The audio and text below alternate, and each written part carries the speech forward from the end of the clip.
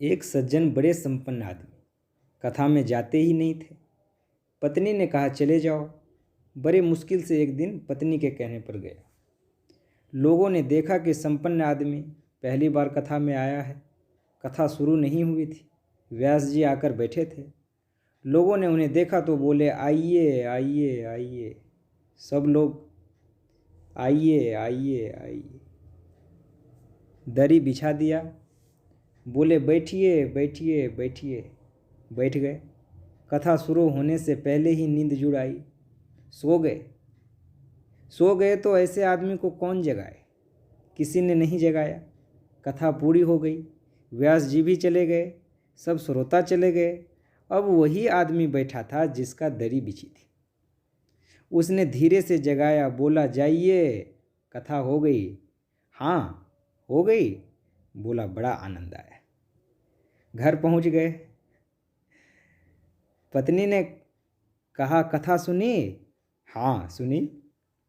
वहाँ तो 3 तो शब्द आए, आइए बैठिए जाइए, बस। पत्नी ने कहा अभिमानी आदमी है, दोबारा जाएगा नहीं। कहा ये मंत्र है तुम्हारे लिए, कल फिर जाना।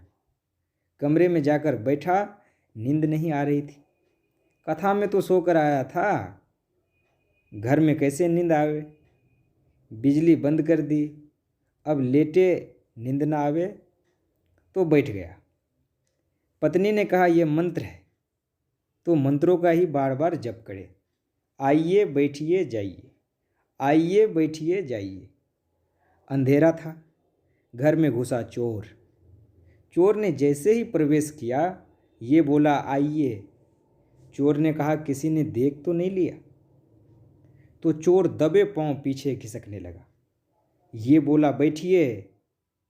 अरे बोले इसने पहचान लिया। तब तक चोर भागा तो बोले जाइए जाइए। चोर ने समझा पहचान लिया, पकड़वा देगा कल। चोर दौड़ा दौड़ा आया, इसके चरणों में गिर चरण पकड़ लिया। जो रुपया पैसा लाया था सो इसको चढ़ा दिया।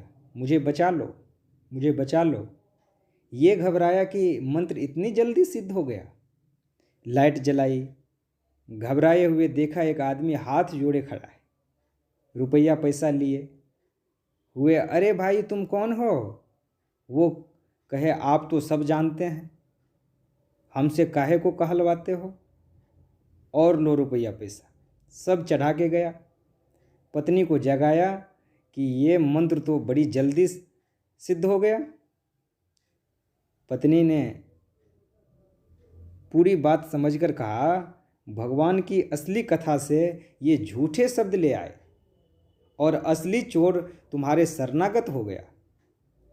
जिस दिन कथा से सच्चे शब्द पकड़ लोगे, उस दिन काम, क्रोध, लोभ, मोह, अहंकार, मद सब समर्पित हो जाएंगे।